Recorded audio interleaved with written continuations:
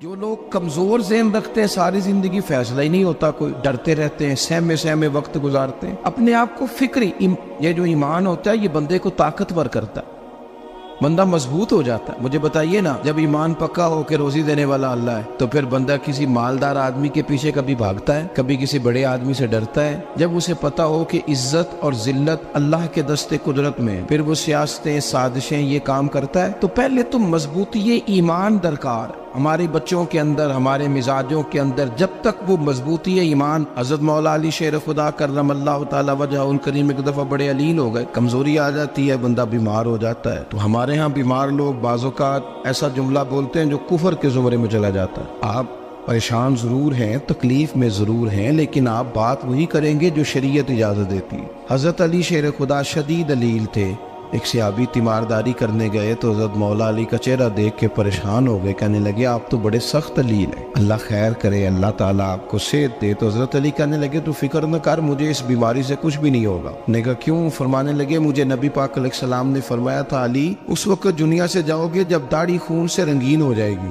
تو اس کا مطلب ہے میں خنجر کے وار کے ساتھ شہید کیا جاؤں گا، میں بیماری سے دنیا میں نہیں جاؤں گا، میں یہ بیماری سے مجھے کچھ بھی نہیں ہوگا، اللہ مجھے شفا دے دے گا، چونکہ حضور نے فرمایا کہ ساڈے نبی دی زبان ساڈے واسطے قرآن۔ تو سب سے پہلے تو اپنے ایمان کے اندر، توکل کے اندر مضبوطی پیدا کریں۔ مسلمان دیکھو نا، نماز پڑھنے سے روزی میں برکت ہوتی ہے، تو پھر اس کا مطلب یہ ہے کہ جب ٹائم آئے نا نماز کا تو گاہک جتنے مرضی کھڑے ہوں پھر دکان بند کرنی چاہیے، پھر نماز پڑھنی چاہیے، کیونکہ روزی تو اللہ نے دینی ہے، گاہکوں نے تو دینی۔ تو سب سے پہلے ضروری ہے مضبوطی ایمان، توکل، اللہ کی ذات پر بھروسہ۔ آپ کبھی میدان کربلا کا پورا نقشہ اپنے سامنے رکھیں نا، دو چیزیں ہیں، امام حسین کو نظر آ رہا ہے اب شہادت ہو جائے گی، اتنی بڑی فوج آئی ہے، خدا کی حکمت کے تقاضے سمجھ میں آ رہے ہیں، حالات کیا ہوں گے سمجھ آ رہی، پر ایک لمحے کے لیے بھی ان کا توکل کمزور نہیں ہوا۔ اپنے رب پر جو مضبوط بھروسہ ہے، سیدہ طیبہ طاہرہ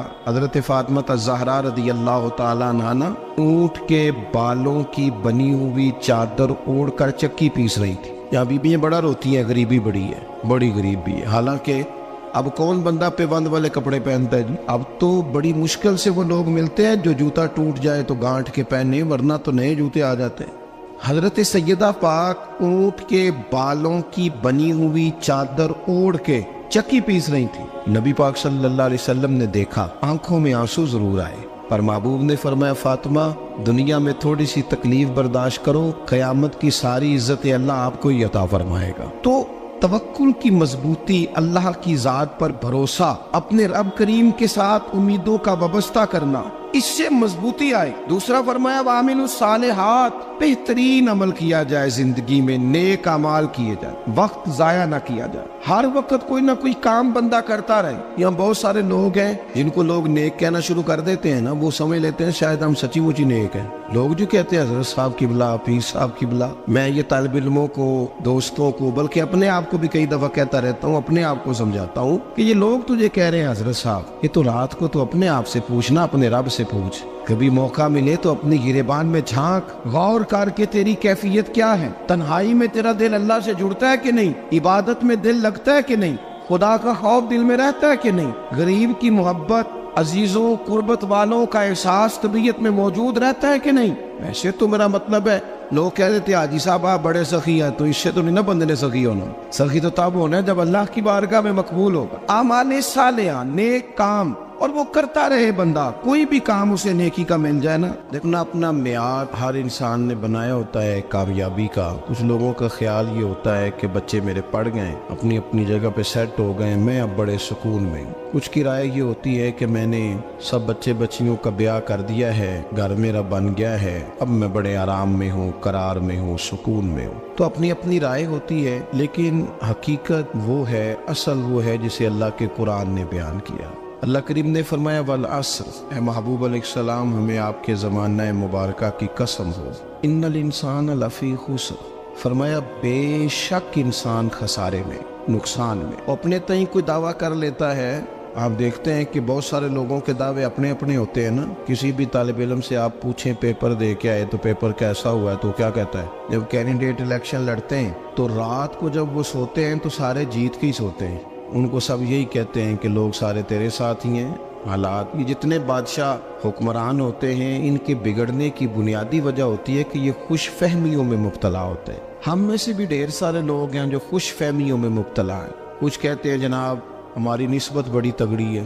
بھئی نسبت تو امام حسین سے تگڑی تو کسی کی نہیں نا. تو ساری رات نماز پڑھتے تھے, روزے رکھتے تھے, اللہ کو یاد کرتے تھے. آپ خالی نسبت پر بیٹھ کر عمل چھوڑ جائیں تو یہ کیسے ممکن ہے؟ تو اپنے اپنے تئیں لوگوں نے معیار کامیابی کے قائم کر لیے ہیں. اللہ فرماتا ہے کہ محبوب مجھے قسم ہو زمانے کی انسان نقصان میں. یہ دن بدن جو وقت گزار رہا ہے تو اس کا نقصان, اس کا خسارہ, اس کا گھاٹا بڑھتا جا رہا ہے روز نقصان میں. کتنا کتنا عمر کا حصہ لوگوں نے ضائع کر دیا. کتنے کتنے بہترین لوگ تھے لیکن روزی روٹی کے پیچھے وقت سارا برباد ہو گیا. یہ رزق حلال کے لیے دوڑ دھوپ ہو وہ تو بڑی بات, لیکن تکبر کے لیے اور خواہشات, بیجا خواہشات کی تکمیل کے لیے, ایک دوسرے سے آگے بڑھنے کے لیے بڑا وقت ضائع کیا لوگوں. اچھا کوئی بھی نہیں جیتا, خاندانوں میں بھی کوئی نہیں جیتا, برادریوں میں بھی کوئی نہیں جیتا, پر لڑائی ساری زندگی کی ہے. میں نے آگے گزرنا, میں نے آگے, حالانکہ کوئی کسی کو جیتنے دیتا ہی نہیں. اپنے اپنے تئیں لوگوں نے معیار قائم کیے کامیابی کے. اللہ فرماتے ہیں بے شک انسان نقصان میں ہے, لیکن جس میں 4 خوبیاں پائی جائیں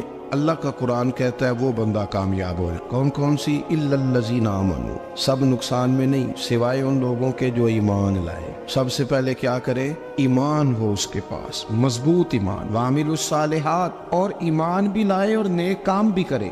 اور صرف نیک کام نہ کرے, وَتَوَاصَوْا بِالْحَقِّ, لوگوں کو حق بات کی نصیحت بھی کرے. اور ظاہر ہے سچ بولے گا, حق بولے گا تو بڑے لوگوں کے مفادات کو ٹھیس پہنچے گی, کچھ لوگوں کو تکلیف بھی ہوگی. تو اب جب تکلیف ہوگی تو پھر مصیبت بھی آئے گی. تو اگر حق بات کہنی ہے تو پھر کیا کرے؟ وَتَوَاصَوْا بِالصَّبْرِ, اور ایک دوسرے کو صبر کی بھی وصیت کرے. 4 چیزیں پائی جائیں, ایمان, اعمال صالحہ, حق کی نصیحت, اس رستے میں آنے والی تکلیف پر صبر. اگر یہ 4 چیزیں میسر آتی ہیں تو اللہ کا قرآن کہتا ہے بندہ کامیاب ہے. اور اگر یہ 4 چیزیں نہیں تو پھر کوئی بندہ جتنا مرضی دعویٰ کرے, جتنا مرضی شور کرے, جتنا مرضی اعلان کرے, وہ کامیاب ہو سکتا.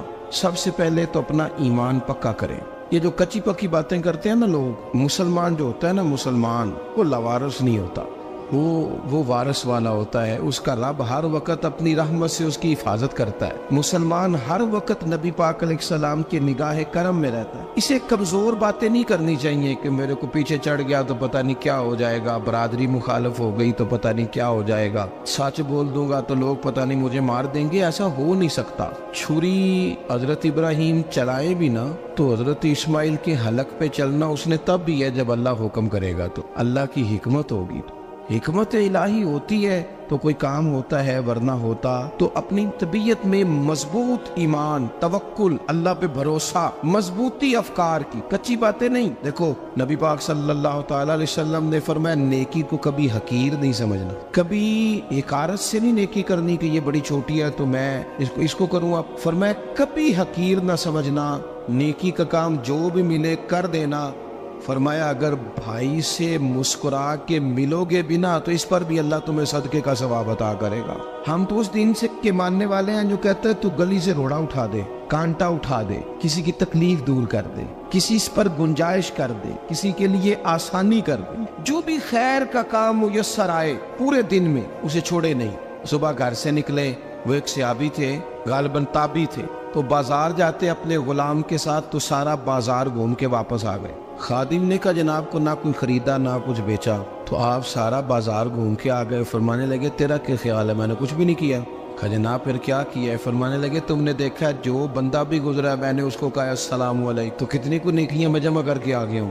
کوئی خیر جو میسر آئے. ہم سمجھتے ہیں کہ شاید کوئی کروڑ کو روپیہ ہوگا تو پوری مسجد بناؤں گا تو پھر میں نے نیکی کر دی ہے. شاید جناب میں, حالانکہ یہ چھوٹے چھوٹے کام ہے نا, چھوٹے چھوٹے کام, ان کی تو زیادہ ضرورت ہوتی ہے, ان کی تو زیادہ حاجت ہوتی ہے. کوئی آپ رستے میں گزر رہے ہیں تو نیچے کوئی کھڈا بنا ہوا ہے تو اس پر ہم کیا کرتے ہیں, گاڑی میں بیٹھ کے تبصرہ کرتے ہیں اے روڈ کھورے کدو بننا ہے. بھئی یہ کھڈا ہے نا تو آپ نیچے اترے نا, تو آپ دھابڑا لیں نا, کئی پکڑے نا, یہ تو 5 منٹ کا کام ہے. यहाँ आसानी कर देना, आप इसमें गुंजाइश कर दें। हुजूर सैयद आलम अलैहिस्सलाम ने फरमाया, इमाम राजी ने हदीस लिखी है, क़यामत के दिन एक बंदे को अल्लाह माफ़ करेगा तो मालिक वो बंदा अर्ज करेगा, या अल्लाह मैं तो बड़ा गुनहगार हूँ, किस वजह से माफ़ी हुई? फरमाया, रात के वक्त तू गुजर रहा था, तेरे पैर से रोड़ा टकराया था, तूने उठाया इधर उधर देख के कि कोई अल्लाह के किसी बंदे को तकलीफ ना हो जाए। का मालिक को वो तो मैंने ज़माना बीत गया, कोई इतनी बड़ी बात भी नहीं समझी। तो रब करीम ने फरमाया, तो रात के अंधेरों में भी मेरे बंदों का ख्याल रखता था, तो मैं तेरा ख्याल ना करूं? कोई अमल हमारे यहाँ लोग कोई काम नहीं करते, बिल्कुल नहीं, कोई काम नहीं, ना बड़े ना छोटे ना समझदार ना अनपढ़, कुछ भी नहीं। नशिस्तन गुफ्तन बरखास्तन, बैठो राज के गप्पे मारो, तबसरे करो, फलाना कुछ नहीं कर रहा, फलाना कुछ नहीं कर रहा, उसके बाद उठ के चले जाओ। कुछ करें, वामिलुस सालिहात, नेकियां जमा करें जिंदगी में, खजाना बनाए, खजाना, अपनी ड्यूटियां अपनी जिम्मेदारियां पूरी करें, हर वक्त काम, हर वक्त जिम्मेदारी, हर वक्त ड्यूटी। देखिए ना इमाम हसन और हुसैन, इनकी आप कभी जिंदगी का मुताला करें, फर्ज नमाज के अलावा 100 रकत नमाज नफल रोज पढ़नी है, पता करना है गरीब कहाँ कहाँ है, उनका ख्याल रखना है, और नीरे पैसे नहीं देने। हमारे यहाँ लोग गरीबों को पैसे जरूर देते हैं, इज्जत नहीं देते, उनको 4 पैसे की मदद जरूर कर देते हैं, पर इज्जत नफ्स का ख्याल नहीं रखते। इमाम ज़ैनुल आबिदीन रदी अल्लाह ताला अन्हु फरमाते हैं, गुजर रहे थे, आप देखें ना, इमाम गजाली हदीस लाए हैं कि बंदा और कुछ ना करे, किसी मोमिन का दिल राजी कर दे तो अल्लाह 60 साल की नफली इबादत का सवाब अता करता है। दिल बदस्तावर की हज अकबर अस्त, अज हजारा का बयक दिल बेहतर अस्त। किसी का दिल खुश कर देना, उसको राहत दे देना, उसको करार दे देना, उसके लिए कोई ऐसा सामान कर देना कि बंदा मुतमईन हो जाए, सुकून हो जाए। ये हमारे यहाँ जो लोग होते हैं ना, सरकारी मुलाजिमीन, ड्यूटियों वाले, इनकी तबीयतों में तलखी होती है। ये अगर सिर्फ प्यार करने लग जाए ना, से वाबस्ता लोग मेरे बाप में से है, तो मैं उनसे कहता हूँ कि शिफा तो अल्लाह ने देनी है, चलो तुम दुआई तो आज के दिया करो ना, तुम आने वाले की बात तो तवज्जो से सुनो। वो बेचारा अपनी बात, हमारे बुजुर्ग थे तो तावीज़ लिखा करते थे, बड़े आलिम थे, मुझे कुछ थोड़ी सी ना मेरे दिल में उनके बारे में खफगी रहती थी कि आप इतने बड़े आलिम हैं, आप किताब लिखे, आप तवीज़ लिख रहे हैं, और फिर लोगों ने कमाई करनी होती है, आप तो मुफ्त देते हैं सारा कुछ, इतनी लंबी ड्यूटी, सारा दिन बैठे रहते हैं आप और लिखते तवीज़ है। मैंने एक दिन उनसे गुजारिश की, मैंने कहा शेख आप बड़े आदमी, जिन लोगों को अल्लाह ने रुसूख फिल इल्म अता फरमाया होता है, उनमें से आप, अल्लाह ने आपको पुख्तगी दी है इल्म में, शौरी आलिम में, आप सारा दिन तवीज़। फरमाने लगे, यार मैं तवीज़ नहीं लिखता, असल मसला ये है कि जो तवीज़ लेने आता है वो अपना सारा दुख सुनाता है, तो मैं तवीज़ नहीं लिखता, मैं ना बस लोगों के कलेजे ठंडे करता हूँ। मैं किसी का, अब तो बच्चों के पास टाइम ही नहीं, वो तो अब्बा का दुख नहीं सुनते, तो बैठते ही नहीं। अम्मा कह रही होती है कि पुत्र को 10 मिनट मेरे पास भी बैठा कर, लेकिन पुत्र मसरूफ बड़ा, वीडियो चढ़ानी है उसने। हम उलझ गए। ये चीज़ें इंसान को नफ्सियाती तौर पर कमज़ोर कर देती हैं। जो लोग ज़्यादा ये काम करते हैं उनके हाफ़्ज़े कमज़ोर हो जाते हैं, वो उलझ जाते हैं, उन्हें पता नहीं होता रात मैंने क्या कहा था, सुबह में क्या कह रहा। हर वक्त नहीं, ज़रूरत के वक्त, हर टाइम नहीं, मखसूस औकात में। हज़रत इमाम ज़ैनुल आबिदीन रदी अल्लाह ताला अन्हु फरमाने लगे, हम गुजर रहे थे, इमाम हुसैन साथ थे, तो रस्ते में ना कुछ गुरबा, गरीब लोग बैठ के खाना खा रहे थे। कहते हमारी उन पर नजर पड़ी, तो उन्होंने हज़रत इमाम हुसैन रदी अल्लाह ताला उनसे कहा, हुजूर आइए, तशरीफ लाइए, खाना खाइए। वो ज़रूरी नहीं होता आपको सबका खाना पसंद ही आए, टेस्ट अपने अपने होते हैं, ये ज़रूरी तो नहीं। खाना पसंद ना भी आए तो दिल तो फिर भी राजी रखने चाहिए। कुर्बान जाए, नबी पाक ने किस तरह हमारी तरबियत की। हज़रत आयशा सिद्दीक़ा रदी अल्लाह ताला अन्हा फरमाती हैं, करीम महबूब का मैंने ये तरीका देखा कि अगर खाना ना पसंद होता तो छोड़ देते, पर कभी उसमें से नुक्स ना निकालते, ऐब जो ही न कर। गर्मी के मौसम में खड़ी है बेचारी खातून, और कितनी मुशक्कत से उसने खाना बनाया, और कितनी गर्मी सही है चूल्हे के सामने, लेकिन साहब को खाना रखा है तो वो कहते हैं ये तू की पकाया है, वो खाने वाली चीज़ है भाई, इस तरह करना, अब जो अगली हंडिया वो तू पका, ना तू खड़ा हो। ये पता चली ये काम कितनी मुशक्कत का है। जिंदगी में कुछ थोड़ा सा दूसरों का ख्याल रखना, ये भी तो दीन का हिस्सा है। आप अपनी जिंदगी में हमेशा अपने लिए सोचे, किसी और का सोचे ही ना। तो मेरे अजीज याद रखेंगे आप, इमाम ज़ैनुल आबिदीन कहते हैं, नबी पाक सल्लल्लाहु तआला अलैहि वसल्लम ने ना हजरत इमाम अली मकाम की, इमाम हसन और हुसैन की इस तरह से कुछ तरबियत फरमाई थी कि गरीब परवरी उनके अंदर रच बस गई। مزاج بن گیا. وہ غربا بیٹھے تھے دسترخوان بچھائے سڑک کے کنارے, تو امام حسین گزرے تو انہوں نے آواز دی. امام صاحب لوگ ذائقہ نہیں لگے, حضور تھوڑی روٹی نہیں کھا لیتے ہمارے ساتھ؟ تو امام صاحب آ گئے, نیچے بیٹھ گئے غریبوں کے ساتھ. کوئی جرت کرے نا, چلو امیروں نے تو غریبوں کے ساتھ بیٹھنے کی جرت نہیں کرنی, کوئی پیر ہی بیٹھ جائے غریبوں کے ساتھ, وہی مہربانی کر دے کہ میں پیر صاحب ہوں, قبلہ ہوں, تو میں ہی چلو لنگر کھا لوں مریدوں کے ساتھ بیٹھ کے. ہماری تو محفلوں میں بھی نا جی, نعت خانوں کا, مولویوں کا, دوسروں کا کھانا اور ہوتا ہے, اور غریب آدمی کو شاپر میں چاول ڈال کے دیتے ہیں, ساتھ اسے کہتے ہیں یہ لنگر شریف ہے. بھئی اگر یہ شریف ہے, تبرک ہے, تو اے پیر صاحب نو نہیں سی لنگدا, اڑتا ہے گلے میں لنگر ان کو. یہ لنگر شریف جو ہے یہ نعت خان کو بھی تو گزرنا, تبرک ہے کہ نہیں؟ ہاں نہ تو کرو نا, تو جیڑی زیادہ تبرک والی شے ہے وہ پیراں نو بھی تو کھانی چاہیے نا. نعت خان کو اس کے لیے لہدا سے مرغ مسلم اعلیٰ کھانے. میں اکثر دوستوں سے کہتا ہوں چلو میلاد شریف پہ صحیح سب کے لیے اچھا کھانا پکاؤ. چلو جس غریبوں کے بچوں کو بیچاروں کو سارا سال وہ بوٹیوں کے لیے لڑتے ہیں, تم میلاد پہ اچھی روٹی پکا دو, تو بچہ جب کھائے گا نا بہت ساریاں بوٹیاں اور چاول, اور اپنے ابا سے پوچھے گا کہ ابا جی آج کی گل ہے, تو ہو سکتا ہے غریب باپ روئی پڑے اور اسے کہے پتر تو آج راج راج کے کھاج ساڈے نبی پاک دا میلاد شریف. تو امام حسین رضی اللہ تعالیٰ عنہ نا آ کے غریبوں کے بیچ بیٹھ گئے زمین پہ. انہوں نے کہا کھائیے, تو وہ جس طرح وہ کھا رہے تھے نا سادے برتنوں میں امام حسین کھانا کھانے لگ گئے. میں نے کہا خیر کا کام کوئی بھی ملے اسے ضائع, چلو اور کچھ نہیں کر سکتے تھے, کسی کو سڑک ہی پار کرا دے نابینا کو, چلو اور کچھ نہیں کر سکتے, تو آپ کو پتہ ہے کہ سامنے والا بوجھ لے کے گزر رہا ہے, آپ تھوڑا سا ہٹ جائیں روڈ سے, اسے گزر لینے دیں. کوئی تو کام زندگی میں, کوئی ارادہ تو خیر کا بندہ کرے. امام حسین بیٹھ گئے, ان کے ساتھ روٹی کھائی. تھوڑی دیر کے بعد اجازت لی, فرمایا جاؤں؟ کہنے لگے حضور اور کھائیے. فرمانے لگے میں تو ابھی روٹی کھا کے آیا تھا اور آج تک ایسا نہیں ہوا کہ دوبارہ کھانا کھاؤں. ایک لقمے کی بھوک نہیں تھی, جتنا بھی کھایا ہے نا یہ تمہارا دل خوش کرنے کے لیے کھایا ہے.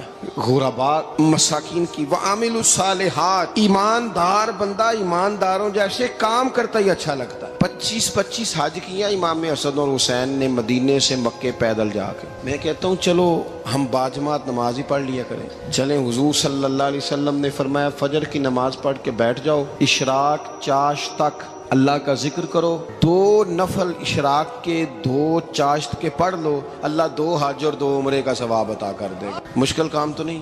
اہل بیت نے ہمیں سبق یہ پڑھایا ہے, حضور کے اصحاب نے ہمیں سبق یہ پڑھایا. تیسری بات فرمایا وتواصوا بالحق, صرف یہ نہیں کہ تم نماز پڑھ کے تو بیٹھ جاؤ, تم نے نا بے نمازی کو نماز کی دعوت بھی دینی ہے. مظلوم پر ظلم ہوتا رہے اور کونے میں چپ کر کے بیٹھے نہیں رہنا, بلکہ اگر ہاتھ پکڑا جا سکتا ہے تو ظالم کا ہاتھ پکڑنا ہے. نبی پاک علیہ الصلوۃ والسلام نے فرمایا اپنے بھائی کی مدد کرو چاہے وہ ظالم ہو یا مظلوم ہو, بھائی کی مدد کرو چاہے ظالم ہو یا مظلوم ہو. تو صحابہ نے عرض کی یا رسول اللہ صلی اللہ تعالی علیہ وسلم یہ مظلوم کی مدد تو سمجھ میں آتی ہے, یہ ظالم کی مدد کیسے کریں؟ نہیں سمجھ آ رہی ہے آپ کو بات؟ یا رسول اللہ صلی اللہ تعالی علیہ وسلم مظلوم کے ساتھ کھڑا ہونا تو ہماری عقل میں آ گیا, تو ظالم کی مدد کیسے کرنی ہے؟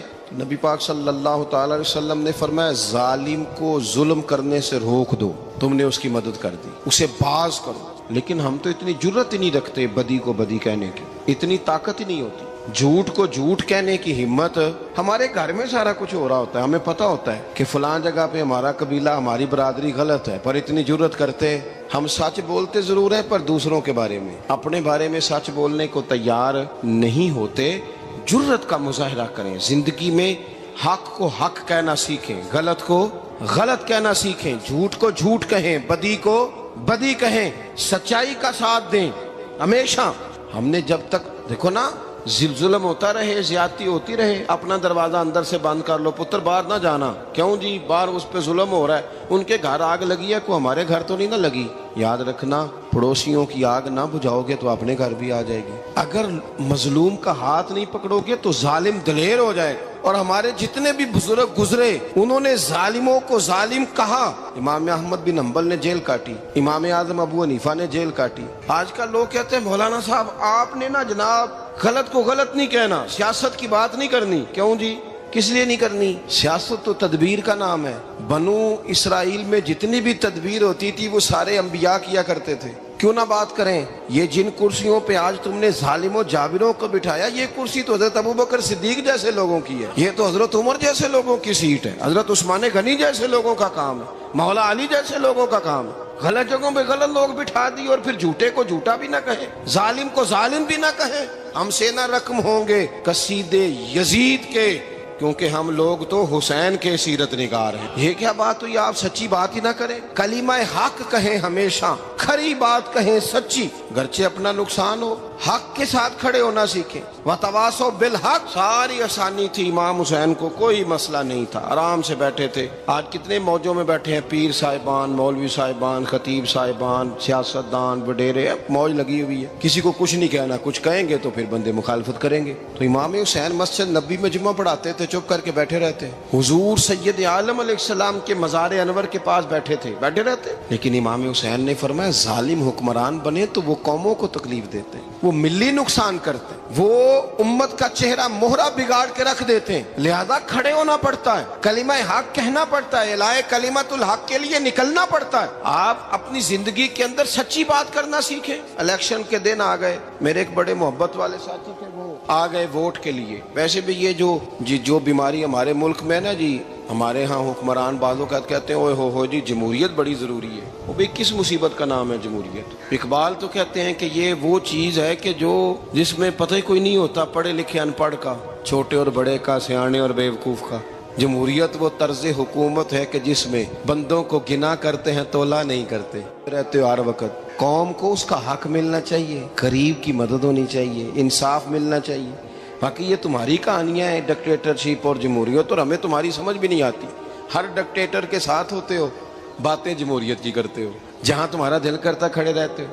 ہمیں تو کوئی اس سے غرض نہیں، کام ہونا چاہیے۔ بلکہ جو لوگ قوت نافذہ رکھتے ہیں انہیں سمجھنا چاہیے کہ ملک کی بھاگ دوڑ ہمیشہ مضبوط ہاتھوں میں رہے، اور وہ اس طرح کا نظام وضع کریں، مل بیٹھیں سارے ادارے کہ غریب کی سنی جائے۔ وہ مجھے بڑی اچھی طرح یاد ہے جب وہ ایک حکومت ختم ہوئی اور جو ایک فوجی رہ کے گئے تھے 11 سال، ان کی حکومت آئی تو میں باہر نکلا تو ایک بزرگ تھے، وہ صبح صبح ناشتہ بیچا کرتے تھے ہمارے علاقے میں، چاول اور چنے بنے۔ تو میں نے ان سے کہا بزرگوں پتہ لگا جی رات دی حکومت بدل گئی ہے۔ تو فرمان لگے پتر جیڑا مرضی بھی آ جائے، میں تو یا چاول بیچ کے روٹی کھانی، ہمیں تو ان سے غرض ہی نہیں، اللہ جانے کون آیا کون گیا، تو کھیل تماشا بنایا ہوا ہے۔ تو جھوٹے کو جھوٹا کہیں۔ میرے ایک دوست ہیں الیکشن لڑتے ہیں، مجھے ایک دفعہ آ کے کہنے لگے آپ نے کبھی ووٹ نہیں ڈالا، اس دفعہ ضرور ڈالیں۔ میں نے کہا نہیں ڈالتا میں۔ کہنے لگے ووٹ قوم کی امانت ہے، تو میں نے کہا امانت کسی بے ایمان کو دے دوں؟ امانت تو امانت دار کو دی جاتی۔ نہیں سمجھے آپ بات؟ یہ سارے کہتے ہیں نا ووٹ قوم کی، تو امانت کس کو دینی چاہیے؟ صحیح بتاؤ۔ چلو ہوں تسی بولنا نہیں، بس دل وچ گل رکھنی، دل وچ دیندے ویسے امانت دارا نہیں ہونا۔ نہیں میں نے کہا بولنا نہیں، ہمیں کسی نے پتہ نہ لگ جائے، دیتے ویسے امانت داروں کو ہی ہو نا۔ یہ اپنے دل سے پوچھو، فیصلہ لو، اللہ سے ڈرو۔ ظالم کا مددگار ظالم ہوتا ہے، ظالموں کا مددگار ظالم ہوتا ہے۔ وہ تیرے میرے ووٹ پر جیت کر جب ظلم کرے گا تو پھر کون ہے جو یہ دعویٰ کرے گا کہ جناب میں ظالم کا مددگار نہیں؟ سوچو سمجھو، غور کرو۔ امام حسین رضی اللہ تعالیٰ عنہ نے فرمایا سچ کو سچ کہیں گے، جھوٹ کو جھوٹ کہیں گے۔ یہ نہیں ہو سکتا کہ جناب ظلم ہوتا رہے اور چپ رہے۔ اور یہ سبق کہاں سے پڑھا انہوں نے؟ مولا علی شیر خدا سے۔ جب حضرت عثمان غنی رضی اللہ تعالیٰ عنہ پر بلوائیوں نے حملہ کیا نا، تو چونکہ حضرت عثمان غنی خالو تھے امام حسن اور حسین کے، حضرت عثمان خالو ہیں، سگے خالو ہیں، تو حضرت مولا علی شیر خدا نے یہ نہیں کہا کہ پتر اتنے بندے آ گئے ہیں، تلواریں ہیں، محاصرہ ہے، باہر نہ نکلنا، بلکہ حضرت مولا علی نے خود اپنے دونوں بیٹوں کو تلواریں پکڑائیں اور حضرت عثمان غنی کے دروازے پہ کھڑا کر کے کہا پتر خیال رکھنا تمہارے ہوتے ہوئے کوئی بھی شخص حضرت عثمان غنی کا دروازہ نہ کراس کر پائے۔ خود اپنے بچوں، ہر جنگ میں حضرت علی ساتھ لے کے جاتے تھے۔ ہم تو بچوں کو دلیری سکھاتے ہی نہیں، بزدل۔ اور کچھ ہمیں بابے مل گئے، وہ کہتے ہیں منڈے نو سایا ہے، میں کہ بابے نو آپ سایا ہے، انہوں بھی کرو دم کراؤ، اس کو نظری سایہ آتا ہے۔ کیسے نادانوں سے پالا پڑ گیا۔ کیا ہوتا ہے وہ سایہ؟ اچھے بھلے سیانے نوجوان بتی بند کر کے اندر لیٹا ہوا ہے بچہ، بابا کہہ گیا انہوں سایا ہے۔ بابا کہڑا کہہ گیا جڑا باہر روٹی لین آیا سی، بھی ایڈی پہنچی سرکار ہوندی تے ٹکر ہی گھر کھا لیندی۔ لوگوں کے قسمت کا حال بتاتا ہے، اپنی اتنی خراب ہے کہ مانگتا پھرتا ہے۔ کیا مذاق بنایا ہم نے اپنے ساتھ۔ تھوڑے سمجھدار ہو جائیں، ہر بندے کی بات کا اثر قبول نہ کیا کریں۔ مومن کے پاس طاقتیں ہوتی ہیں، جو جدھر لگاتا ہے چپ کر کے لگ جاتے ہو. ان الذین قالوا ربنا اللہ ثم استقاموا تتنزل علیہم الملائکہ. اللہ کہتا ہے تو ڈٹنا سیکھ، رب کا نام لے کے ڈٹ جا، رب تیری مدد کے لیے فرشتے بھی نازل کر دے گا. فرمایا یہ نبی مومنوں کے جانوں سے بھی زیادہ قریب ہے. ہم بڑا عام لفظ بولتے ہیں کہ فلاں چیز میرے دل کے بڑی قریب ہے، میری سوچ کے بڑی. جو لوگ دل کے قریب ہوتے ہیں ان کے پاس اٹھنے بیٹھنے کو دل کرتا ہے. تو اللہ کریم نے قرآن پاک میں فرمایا کہ یہ پیغمبر صلی اللہ علیہ وسلم تمہاری جانوں سے بھی تمہارے قریب ہے. اور حضور نے وضاحت کر دی، نبی پاک نے وضاحت کر دی. حضور نے فرمایا لا یؤمن احدکم حتی اکون احب الیہ من والدہ وولدہ والناس اجمعین، او کما قال نبی صلی اللہ علیہ وسلم. فرمایا تم میں سے کوئی اتنی دیر تک مومن ہو ہی نہیں سکتا جب تک ہر چیز سے بڑھ کر مجھ سے پیار نہ کرے. ایک مثال دے لوں، بات آسان ہو جائے گی. جس گھر کے اندر پیسہ بے شمار ہو، دولت بے شمار ہو، مکان ایک نہیں چار ہو، اور دنیا کی ساری آسانیاں گھر میں موجود ہو، سارے دوست میری بات پہ توجہ کرنا، ہر شے ہو، بینک بیلنس بھی ٹھیک ٹھاک ہو، بچوں کا فیوچر سیف ہو، لیکن گھر کے اندر میاں بیوی کی صلح نہ ہو. بچے کہتے ہیں گھر میں ہر چیز ہے پر امی اور ابا کا جھگڑا ہر وقت جاری رہتا ہے. وہ گھر صحیح چلتا ہے؟ آپ نے بولنا اس لیے نہیں کہ یہ باتیں لوگ، یہ گھر کے اندر کی باتیں ہیں نا. حالانکہ پاکستان کا تجزیہ یہ ہے کہ 95% میاں بیوی کے حالات ٹھیک نہیں. پاکستان یہ سرکاری اعداد و شمار ہے. 95% گھروں میں اختلاف رائے. یہ بات ذہن میں بٹھا لیں کہ میاں بیوی کا اگر اتفاق نہیں نہ ہوتا تو وہ کہیں کہ گھر میں کوئی بھی خوشی رہے گی تو یہ ممکن ہی نہیں، یہ سوال ہی نہیں پیدا ہو. 6 بچے ہوتے ہیں اور شادی کو 24 سال گزر جاتے ہیں پھر بھی طلاق ہو جاتی ہے. اس لیے کہ میاں بیوی کے لیے سب سے ضروری چیز آپس کی محبت ہے. اور یار کیا خوبصورت انداز ہے میرے رسول پاک علیہ السلام کا. جتنی شاندار طبیعت حضور نے مولا علی شیر خدا کی تھی اتنی کوئی کر سکتا ہے؟ اور جتنی اعلیٰ ترین تربیت اور حسن سیدہ فاطمہ کو اللہ نے دیا کسی اور کو مل سکتا ہے؟ لیکن میرے نبی پاک علیہ السلام نے ان کی شادی کے بعد ان کو اکٹھے بٹھا کے ان کے سر آپس میں جوڑ کے ہاتھ اٹھا کے دعا کی تھی کہ اے اللہ ان کے درمیان محبت پیدا فرما دے. میاں بیوی کے درمیان جو سب سے اہم چیز ہے وہ محبت ہے. بچے کہتے ہیں ہم کدھر جائیں، ابا کی سنے کہ اماں کی سنے؟ اور اکثر گھروں میں بچوں کی تربیت رک جاتی ہے اس لیے کہ میاں بیوی کا سلوک نہیں ہوتا، تباہی اتر جاتی. گھر کے اندر ہر شے ہے پر ان کا پیار نہیں. پتہ یہ چلا کہ گھر میں محبت نہ ہو تو گھر نہیں چلتا. اگر محبت کے بغیر ایک گھر نہیں چل سکتا تو محبت مصطفیٰ کے بغیر دین کیسے چلے گا؟ گھر نہیں چلتا میرے بھائی، ٹوٹ جاتا ہے، بکھر جاتا ہے. سارا کچھ ہونے کے باوجود میں نے مردوں کو روتے ہوئے دیکھا ہے، عورتیں تو روتی ہیں، میں نے مردوں کو روتے ہوئے دیکھا.